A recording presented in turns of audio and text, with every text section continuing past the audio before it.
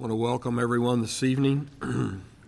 Our agenda this evening, we have a public hearing and then we have a regular meeting of the City of Bedford Common Council here at Stonegate Arts and Education Center, 931 15th Street, Tuesday, September the 16th at 7 p.m. We have a public hearing, introduction of the budget for the year 2026. Billy? Yes, I will read each fund name, the proposed budget, and if it has a levy, I will read the levy. The general fund, $14,417,521, with a levy of $7,625,000. $7,625,000. Motor vehicle restricted and unrestricted, $3,042,800, with a levy of $1,947,685. Local road and street, $150,000, no levy. Park, $2,534,475, with a levy of $2,365,000. Cume Capital Development, $575,000, with a levy of $380,000. The rest of the funds do not have levies. Non-reverting park, $92,400. Law enforcement continuing education, $14,250. Lowett Public Safety, $1,358,200. Non-reverting golf carts, $99,000. Otis Trust, $5,000. Non-reverting Otis, $97,384. Non-reverting pool, $29,000. Fire prevention, $5,000. Non-reverting transit, $100,000. Cume capital improvement, $200,000. Fire pension, $589,900. Police pension, $520,950,000. That with a total budget, $23,830,880, with a levy of $12,317,685. In the general fund, that includes a health insurance increase of 3%, property insurance increase of 7.5%, public safety perf increase by the state from 20.3% to 23.3%. There's a proposed stipend for city employees instead of a salary increase due to the uncertainty of funding due to the Senate Bill 1 and the restructuring of the local income tax. Stonegate is asking for an increase in funding from $50,000 to $160,000. So that is some of the bigger increases in the budgets.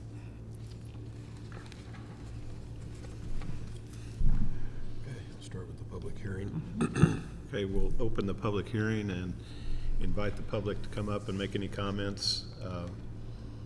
Please state your name and your address, and you have 3 minutes to address the council on the issue of the budget.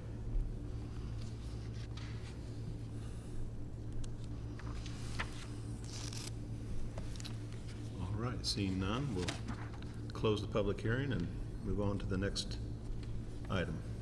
So next we have a public hearing, waiver of non-compliance for CAP Inc. Real Estate Tax Abatement SB1. Greg? Thank you. Under Indiana law, there is a requirement that for a tax abatement, the SB1 has to be filed prior to the start of a construction project for improvements on real estate that are subject to the abatement. In this case, CAP Inc. is requesting an abatement. They submitted that in July and had started construction prior to submitting the SB1. So a public hearing is required under the law. So and the public hearing is on the issue of waiving the non-compliance. So waiving the issue of having started prior to the SB1 being submitted. So I'll open the public hearing and give anyone an opportunity who would like to address that issue to come forward. Again, please state your name and address, and you have 3 minutes to address the council.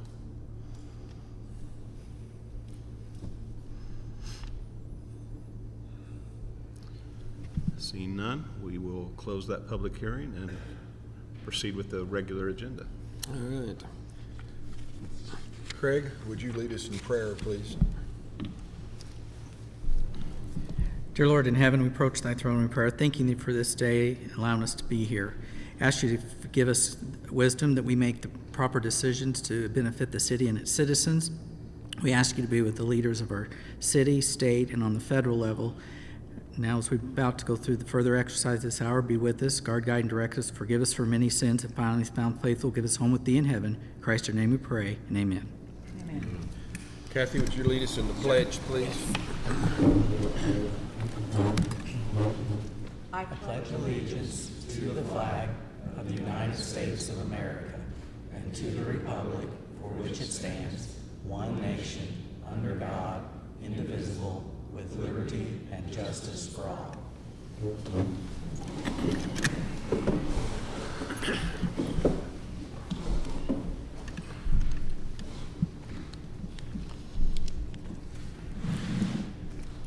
Calling our meeting to order, we have approval of the minutes from August the 19th, which was a regular meeting.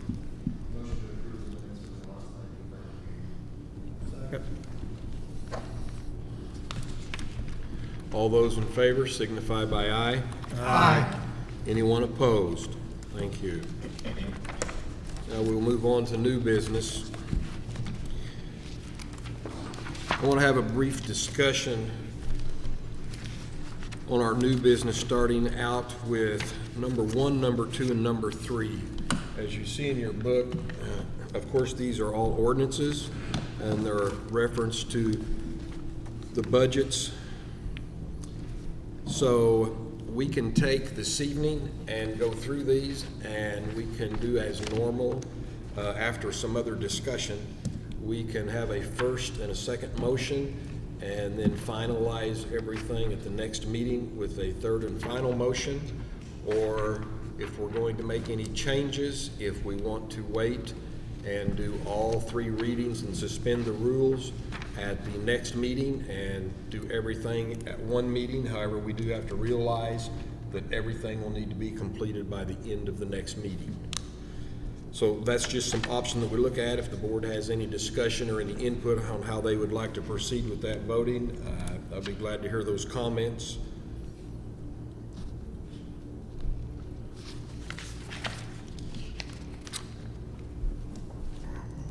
Okay. Mayor, I'd like to, if we can do the first 2 readings, and if we have any changes, we can make changes in October, correct? It's a little difficult. If we do that, you can, but I would have to go back, amend my ordinance to what you change it to, and then you would all have to come in and sign it within the next day. So yeah, it is doable, but you will all have to come in and sign the ordinance. Or we can discuss it and then do all 3 readings at the October 21st meeting, correct? Yeah. Yes. My input would be just to do all 3 readings at the next meeting, just from that standpoint that I'm not all that fond of passing something and going back and changing it after we pass it. I just kind of prefer that if we're going to make any changes, we make them, and then at the next meeting, with everybody understanding that at the end of that meeting, we'll vote and we'll have to suspend the rules and do all 3 passages at that time. Is everyone agreeable to that process? Yes. Yes. Okay, all right, thank you very much. All right, so we will start out, number 1, ordinance 16, 2025. We have appropriations and tax rates, adoption of the budget for 2026 for Billy Toomey. But before we start into that, Billy, I want to go over some of the high points here and give the board some information and ask some questions to see if we have some discussion. So we have the White River Humane Society that we have budgeted $150,000. The city has worked hard at this, trying to come up with alternatives, reference to being able to get animals released and working on our own as far as chipping and chip reading and doing some stuff. So I would like to propose to the council that we drop that from $150,000 to $75,000.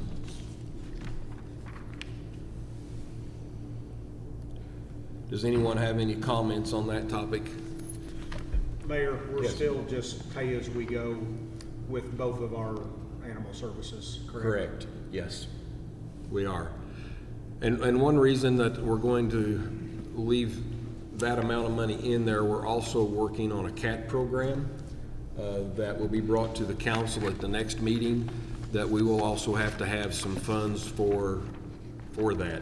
So that's why I'm recommending that we leave it at $75,000, and we've talked about this with department heads, and we feel like that if all goes well, that is a doable number that we can work with.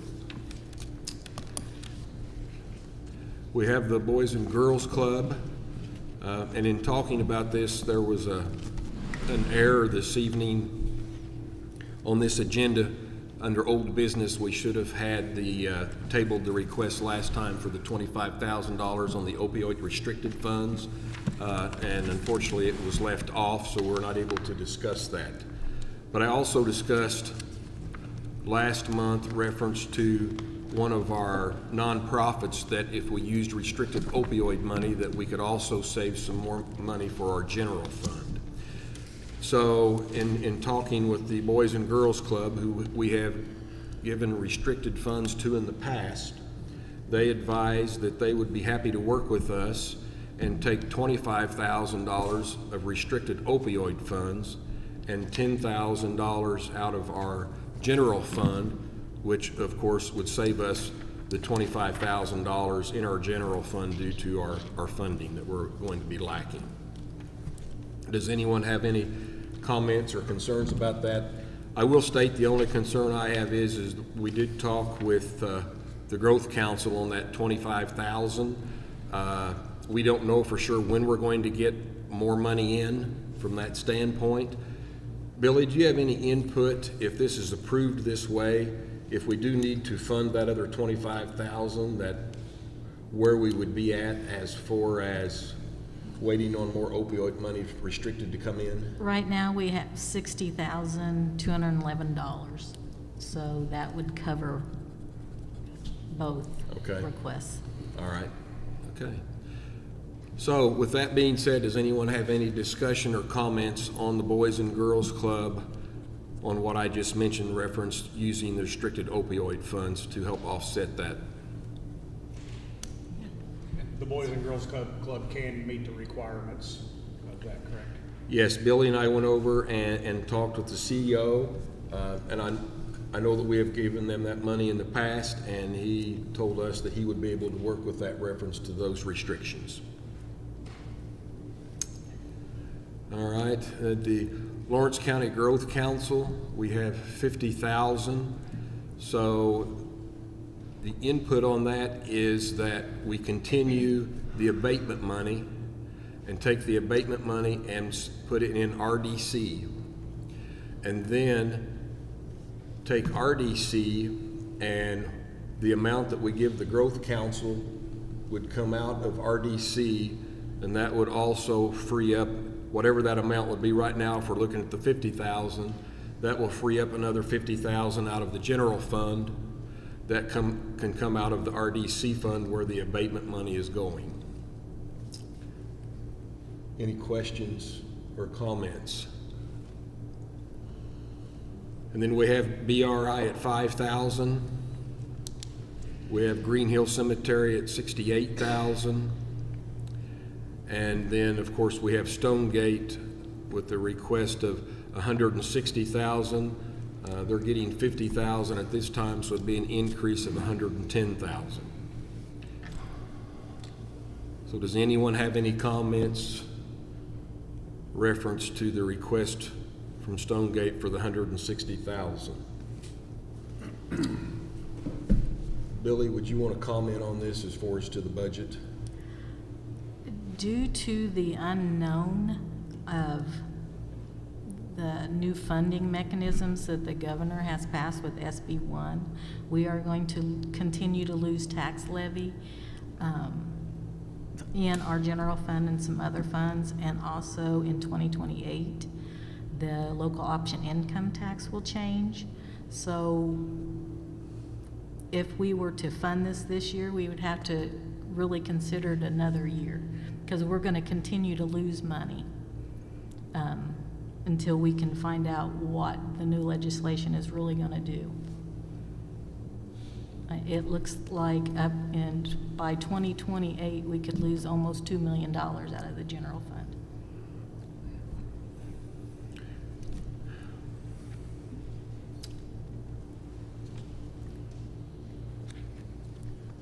And, you know, the council all knows that at some point, depending on our funding, where we may be at with this, but the only way down the road that it's going to be able to be funded is if we find money someplace else that's already in the budget to take from there to put into this line item. So, is there any other comments or discussion on the Stonegate budget? If not, I'll move on.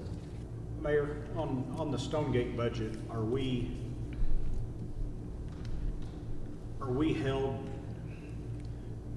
can we do like a 6-month payment and then reevaluate it again?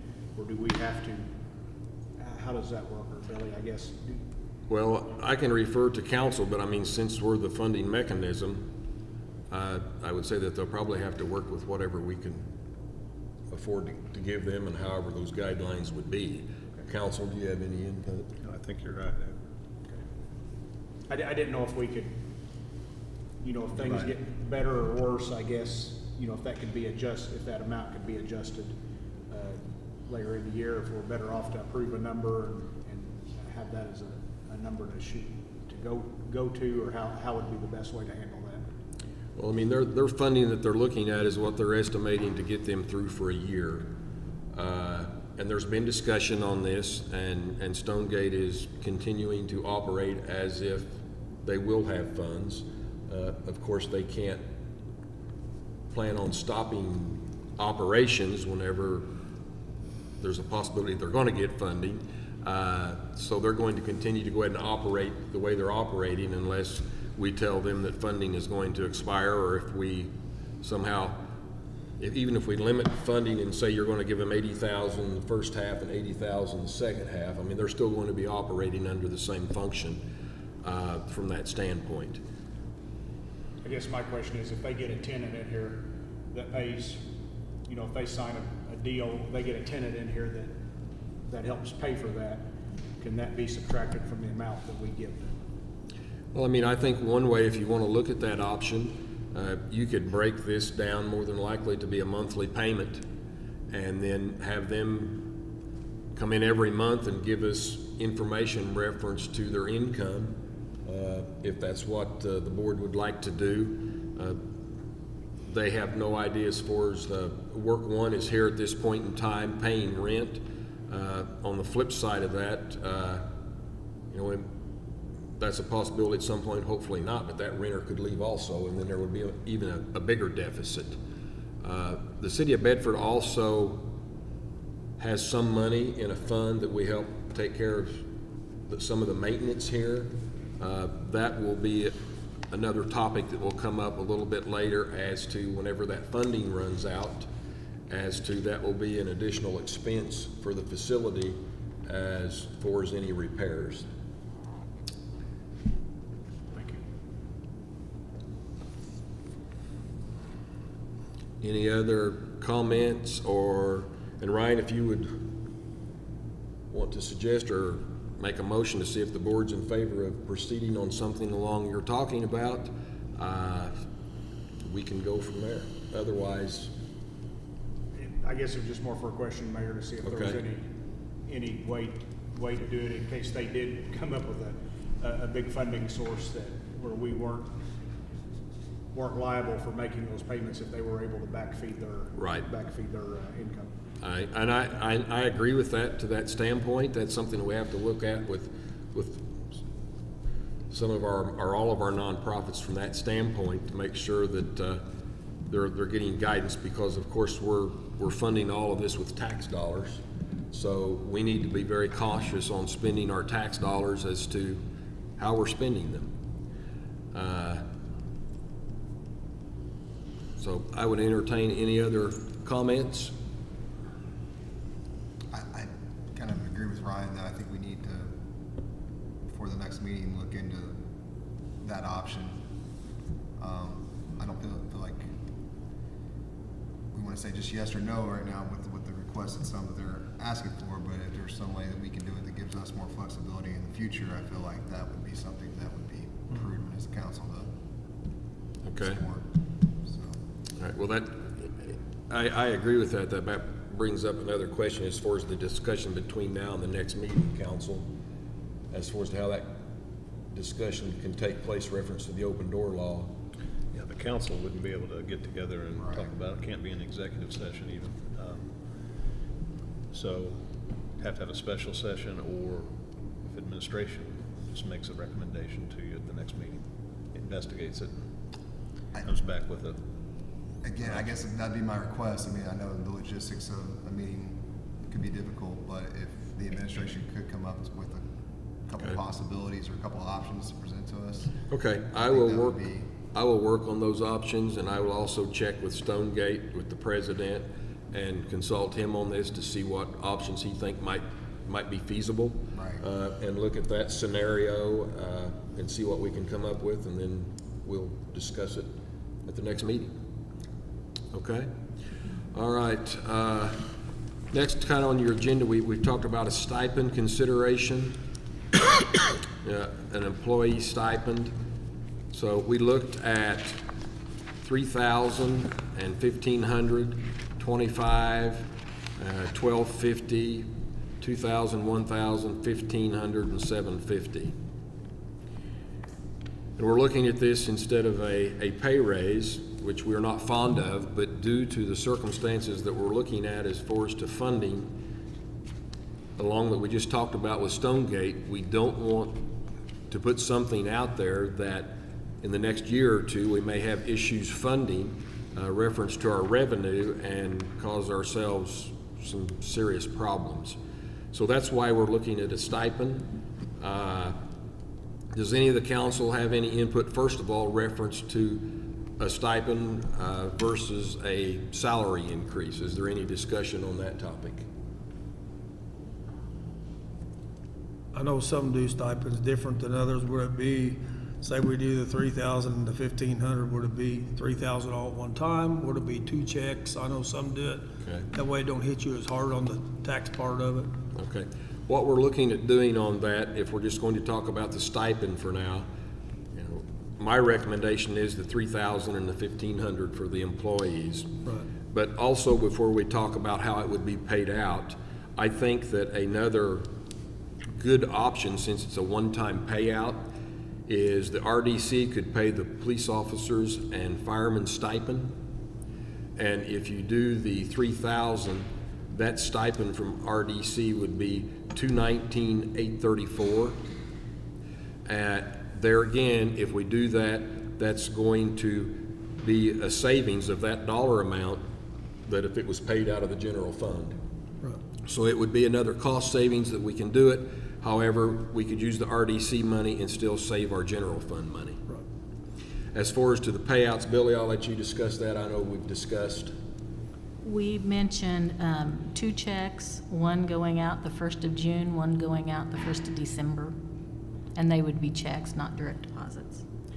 And one reason we looked at that for the employees, it will never be perfect for all of them, but they would be getting a lump sum check possibly before they look at vacations. Right. And then the other one would be that they would hopefully have it for Christmas. Okay, that's I my like suggestion to do. Yeah. That was our thinking behind that. So, any other discussion on which dollar amount or the payout or anything from that? At this point, I'd be looking at the 3,000, 1,500 with the two checks payout as stated, and RDC funding that portion from the police and fire. Okay. All right. Billy kind of hit on some of the other stuff down here as far as to the different percent on a lot of things that has went up. The public safety perf was a huge dollar amount from that standpoint. One of the other things that's really hitting us hard that she hit on, I don't know if she mentioned the dollar amount or not, on our increase in our insurance. That's something that is rather large if we have an employee that's on a single plan, and if they get married and they have children or whatever the case, and whatever the case is, and they go to a family plan, then there's a large amount of that, of course, that the city has to pick up. That can vary cost savings from that standpoint. Okay. Mayor, does the city carry the insurance on Stonegate? I think Stonegate carries an insurance policy on it, with us listed on it. Do you have any input on that, council? Say that again, I'm sorry. As far as to the insurance on Stonegate? We carry it, is that, what's your question? I'm sorry, I didn't hear. Does the city carry the insurance on Stonegate, or does Stonegate carry it itself? I think the city carries it, but I'm not sure about that. I think the city has some insurance on it, but I believe that Stonegate also has some insurance on it also, and it may be reference to the contents Yeah, I think from so. that standpoint. I think the city insures the building and the contents are insured by Stonegate. Right, and I guess on that topic, I didn't get on a minute ago, as far as to the utilities and stuff here, the Wi-Fi and everything, Stonegate pays all of those bills and everything from that standpoint. So that's what is also paid out of their budget. I should have mentioned that a minute ago. My apologies.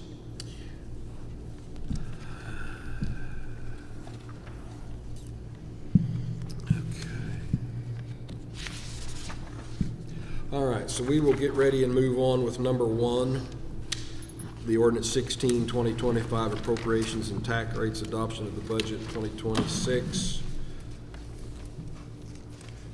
Billy? Yeah, we have the draft on that, and what I read at the hearing is exactly what is in this resolution. I can read you the proposed adopted tax rate for the general fund would be 1.544.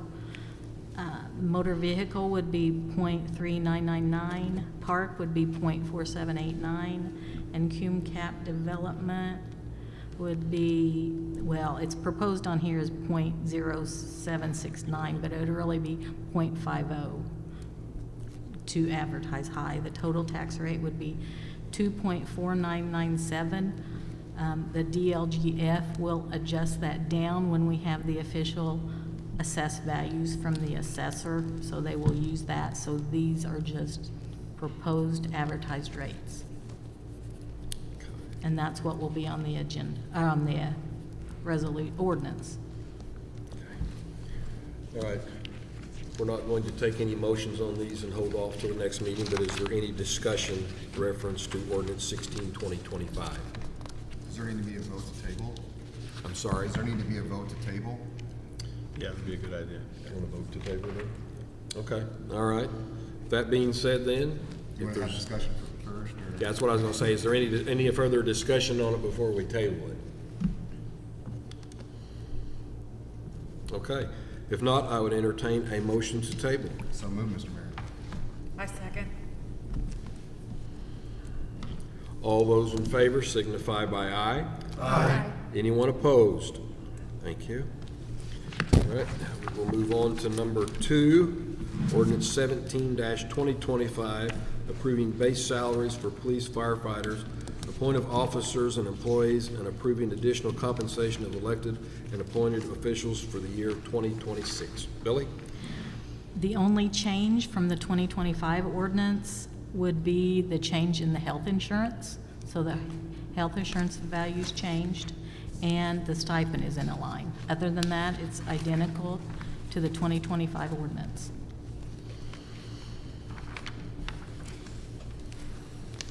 Any discussion or comments on ordinance 17, 2025?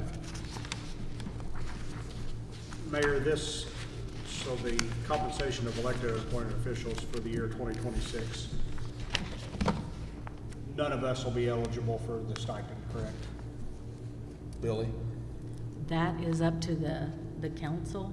It is written as such because what has to be written in here is because the health insurance. Because all some elected officials receive health insurance. That's why it's in this budget and not the elected officials' health insurance. It's in this one. So that's what it's referring to, additional compensation, because it's health insurance.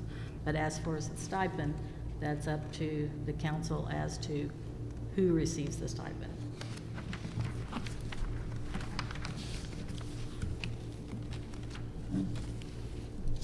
Discussion? My opinion on this is that the full-time elected officials, which I would say that's the mayor and Billy, should be the only two that are eligible for the stipend. I don't feel that the council should be eligible for that with the budget shortfalls that we're coming with this year. Mr. Mayor, I agree with Ryan. I agree. Okay, all right.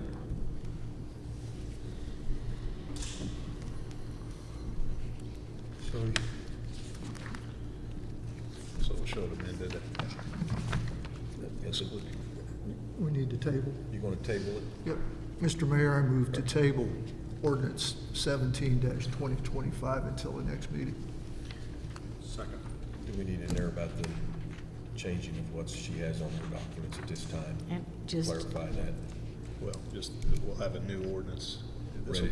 This one will be tabled. Right. So just And- wait and do it. You'd have to consider this ordinance. So it could die for lack of motion or whatever, but then we'd have a new ordinance with the different language. Or we could amend this one and not take any action on it.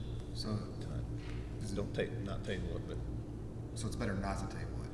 bring back an amended ordinance 18. In my opinion, yeah, it's a little easier. You don't have to take two actions to pass it. So no table. I would recommend not tabling it, bring back I an withdraw my amended motion, ordinance Mr. 18. Mayor. Okay. Okay. Thank you. All right. That motion has been withdrawn. Okay. All right. So, moving on to ordinance 18-2025, establish salaries of elected officials for the year 2026. Billy? there is no change. It's identical to the 2025 ordinance. There's no change whatsoever. Okay. Any discussion or comments on ordinance 18-2025? If not, then I'm assuming we're going to table this ordinance as we did the first one.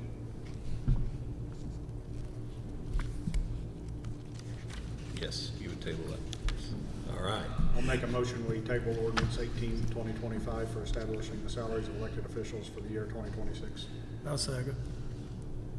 All those in favor signify by aye. Aye. Anyone opposed? All right. Now, we're going to move on to Resolution 8-2025, approving waiver of noncompliance for CAP Inc. under Indiana Code 6-1-1-12.1-9.5. Mr. Pittman. Thank you. Resolution 8-2025 will authorize the SB1 for CAP to proceed to consideration by the board.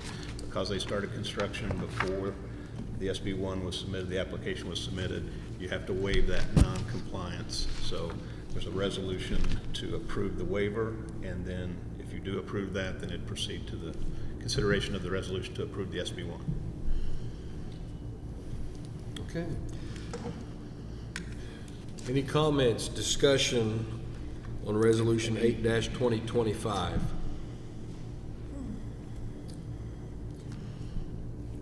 If there's no discussion, then I would entertain a motion. I'll make a motion for approving the waiver of noncompliance for CAP Inc. under Indiana Code 8-6-1-1-12-1-9- golly. There's a lot there. Let me start over. Okay. That would be 6-1.1-12.1-9.5. All right. I'll second that. I'm not gonna repeat it. All You should right. have to, Larry. All those in favor signify by aye. Aye. Anyone opposed? Thank you. I couldn't follow you, Judy. I just couldn't hear it. Oh, gosh. Request approval and acceptance of CAP Inc. tax abatement SB1 real estate improvements, 1005 4th Street, and this is the approval of Resolution 9-2025, establishing the period for rehabilitation deductions for purposes of tax abatement. Council? We presented the SB1 to the RDC for scoring. The RDC average was 113.25, which passes the threshold for the 10-year abatement. So the recommendation is for a 10-year abatement. The percentage is a kind of de-escalating percentage each year. It's a 100% the first year, then 95, 80, 65, 50, 40, 30, 20, 10, and 5 in the 10th year. That's the recommendation of the RDC. The RDC also recommended a 15% fee, and that fee be paid to the RDC. And that was unanimously approved by the RDC. And then Mr. Bortner and Mr. Conrad are here to describe the project. Good evening, Mayor and members of the council. For the record, my name is Dan Bortner. I'm representing Lawrence County Economic Growth Council. With me this evening is Mr. Doug Conrad. He's representing CAP Incorporated. We're here tonight to request tax abatement for the CAP Incorporated project located at 10054 4th Street here in Bedford. This $3.5 million project is a 65,000 square foot warehouse space connected to the current CAP Group building. The building is to be occupied by CAP Group or a related strategic alliance. Original employment estimates are for up to 6 employees to occupy the space, with payroll estimates at $240,000. We respectfully request consideration of this project, and it is backed by both the Lawrence County Growth Council and Radius Indiana. And so thank you for your consideration, and we're happy to answer any questions you may have. Council have any questions or anything for discussion? I would entertain a motion for Resolution 9-2025. So moved, Mr. Mayor. I'll second. Okay. You need to state in your motion reference to the 15%. If it's going to the RDC, that will need to be in the motion, correct, Council? Yeah, so the motion to approve the resolution and to apply the recommendations of the RDC. Yes. Okay. So that's the motion, That's and the that is second. the second. Yeah. All right. All those in favor signify by aye. Aye. Anyone opposed? Thank you.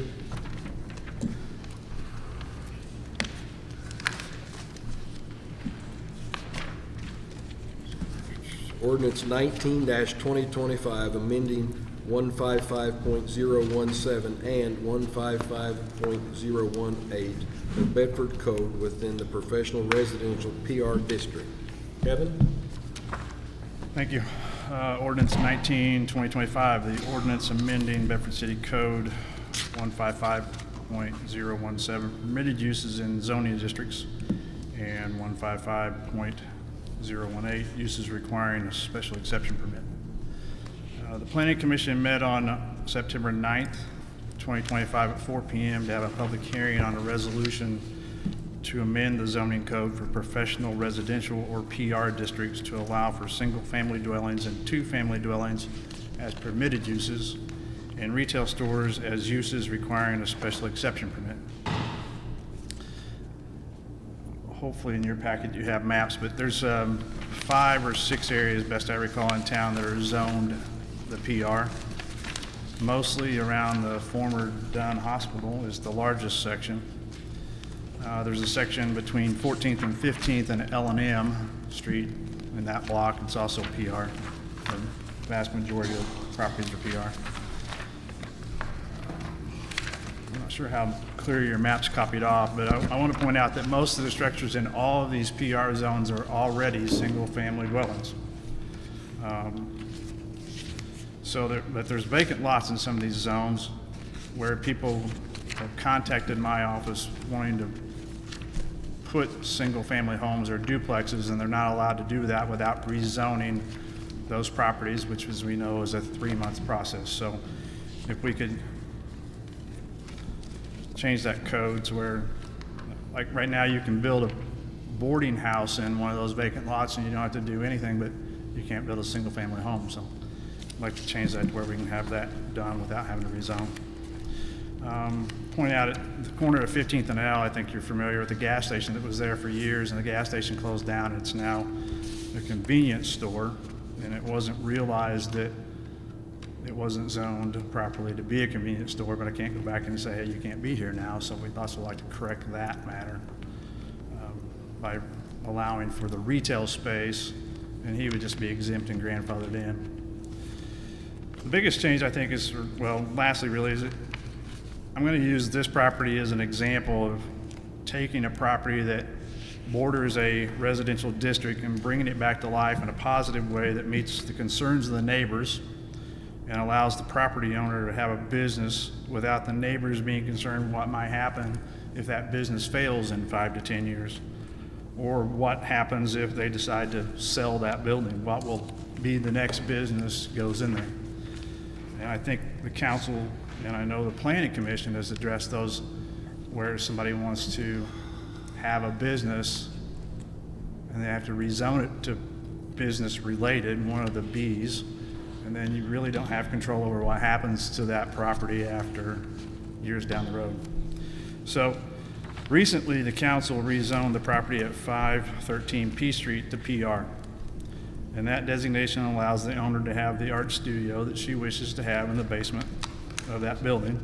And in the upper section of the building, the owner would like to use that section as an antique mall, which would be a retail space. By amending the ordinance to allow for retail space as a use requiring a special exception permit, the Planning Commission and the Zoning Board will review each of these requests on an individual basis and approve or deny them. This allows the board to hear the plans of the property owner and the neighboring residents that may be affected and make a decision that fits the neighborhood. Special exceptions are not transferable to the next property owner if the business fails or the property is sold, so the next owner would have to go through the process again to have that retail space. I now ask that the council approve the recommendation of the Planning Commission to amend Bedford City Code 155.017 and 155.018 as outlined in Ordinance 19/2025. Okay. Does the board have any questions or discussion? Yes, Kevin, just to elaborate on the instance of the lady that bought the property on P Street. I was there in planning commission. So she originally, just a little background, was considering a request to rezone that to business and decided to do this on the possibility of potentially what we're about to vote on here today, so she can still have her. I think there was sorry. Go ahead. I think there was enough neighbors. The neighbors in that area didn't want to see it zone business because of what might occur. They didn't have a problem with what she wanted to do, but they were concerned about what might happen in the future if she sold the building, what might go in there. And I think we've seen that with some other properties in the last couple of years that neighbors have had those concerns. So this is a way to allow for retail store only, retail space only. I'm not asking for it to be anything else, not service shops or any of that other stuff, but allow that to happen. To answer your question, the neighbors were fine with her having a retail space, knowing that if that Couldn't be a tavern. if that left, right, it would never be a tavern because that's not one of the permitted uses or even a special exception consideration. So, and the neighbors were fine with the PR designation, knowing that this is what they wanted to do, and it satisfied most of them. I mean, I think there was one that still didn't want anything to be there, but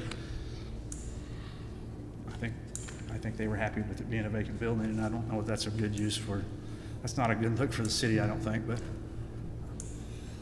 Okay, thank you. Any other comments or discussion? Okay, if there's nothing further, then I would entertain a motion. Motion to pass ordinance 19-2025. I'll second.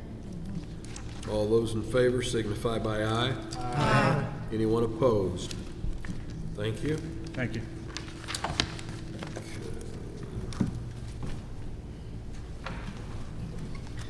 Ordinance 20-2025, amending ordinance 13-1969, as amended by ordinance 24-2008, ordinance 27-2009, ordinance 23-2010, and ordinance 22-2023 regarding the collection and disposal of trash, garbage, and refuse within the city limits of Bedford. Mr. Flynn. Good evening. That was a long introduction for a pretty short thought here. Basically, in this, we're wanting to change the ordinance because we have initiated a single stream recycling. This has been a really good move for the citizens of Bedford. Sorting this recycling has always been an issue. People don't like to do it. We don't like to pick it up. This is a lot easier to handle this way, and it's good for the workers and for the citizens. And so in the definition, it basically is just the changes. It does not need to be separated. And then in the recyclables part of it is basically we're going to do this with a 96-gallon tote, so we can do this in an automated fashion. So it's going to be a lot less handwork. Our employees, it's going to be a lot safer and better for them not to have to handle these recyclables. It's been well received so far. I would ask for your guys' approval of this ordinance change.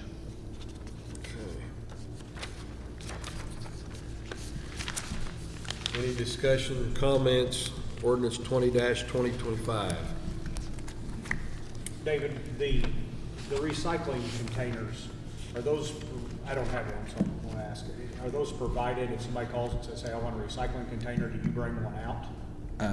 Right now, we use these red bins. Okay. Is what was always used in the past. And the city did provide those for the people whenever they asked for them. So, yes. We Okay, you did. said we was going to go to 96. The 96-gallon totes is, it'll be more on the order of our compost program, where they do have to pay the cost of the tote. So if somebody does want a larger one, they can call and purchase a larger one? Right. We will be exchanging the people that are using the services now. We will exchange their red totes. If they give us their red totes, we'll provide them with a 96-gallon tote. Anybody that wants to do it in the future will have to pay the cost of the tote.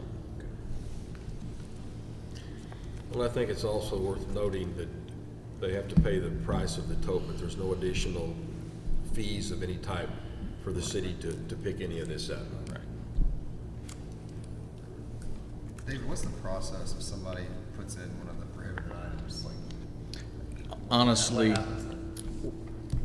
what happens is this goes directly to Rumpke at Medora, and then they load it up on trucks to go to Cincinnati to their facility. If we ended up having a lot of issues with this, Rumpke would then charge us, and it would basically make our load just go into their landfill. We have been doing this, we did this on a trial basis to start to see how it would work, and we've been doing it ever since because it's just been fantastic. So when our guys have told me they went to Rumpke and dumped our recyclables next to everybody else's recyclables, they said, you wouldn't believe how much better our recyclables are than other communities or other areas. So we're pretty thrilled with what we've done so far and got the word out on what is recyclable and what's not.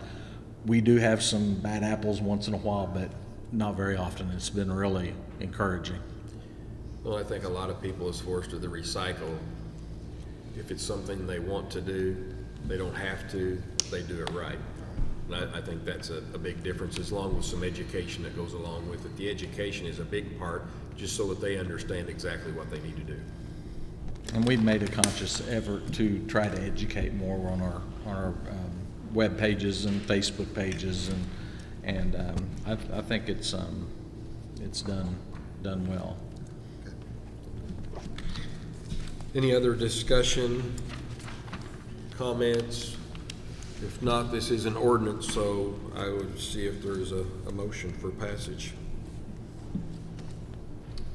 I'll make the motion to pass ordinance number 20-2025, amending ordinance 13/1969 as amended by ordinance 24-2008, ordinance 27-2009, ordinance 23-2010, and ordinance 22-2023 regarding the collection and disposal of trash, garbage, and refuse in the city of Bedford, I second. Okay, so we got a second, we'll say with Kathy.